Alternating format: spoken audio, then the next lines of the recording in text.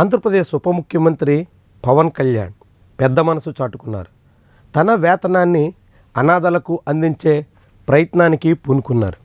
పిఠాపురం నియోజకవర్గంలోని 4 పదుల అనాథ బాల బాలికలకు పవన్ కళ్యాణ్ తన వేతనం నుంచి ఒక్కొక్కరికి నెలకి 5,000 చొప్పున అందించే ప్రయత్నానికి శ్రీకారం చుట్టారు.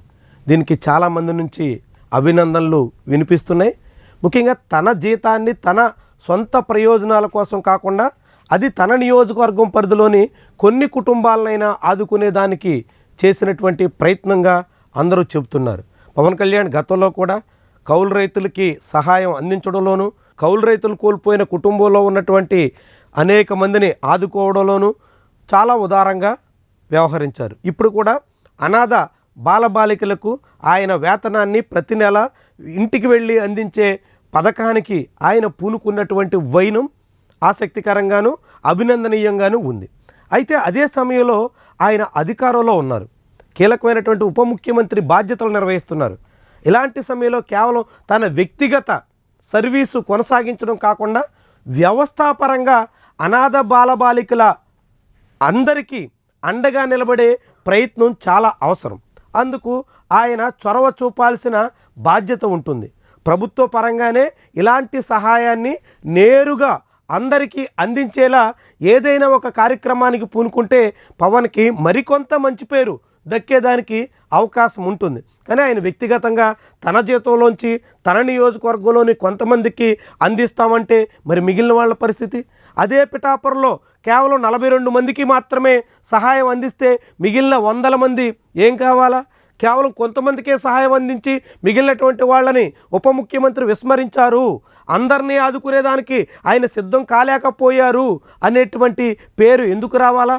అందరికీ అందించేలా, అందరికీ ఉపయోగపడేలా, అందరూ అనాథలు ధీమాగా ప్రభుత్వం మాకు అండగా ఉంది అనేటువంటి భరోసాతో ముందుకు సాగేలా ఉప ముఖ్యమంత్రి ప్రయత్నం చేయాల్సినటువంటి అవసరం ఉంటుంది. ఇది కేవలం ఒక పిఠాపురం నియోజకవర్గంలోనే కాదు, కాకినాడ జిల్లా రాష్ట్ర వ్యాప్తంగా కూడా అన్ని జిల్లాల్లోనూ ఉన్నటువంటి అనాథ కుటుంబాలకి, అనాథ బాలబాలికలకి పూర్తి ఆసరాగా రాష్ట్ర ప్రభుత్వం ఉంది అనేటువంటి ధీమా కల్పించే దిశలో ప్రభుత్వం చర్యలు ఉండాల్సినటువంటి అవసరం చాలా చాలా ఎక్కువగా కనిపిస్తుంది.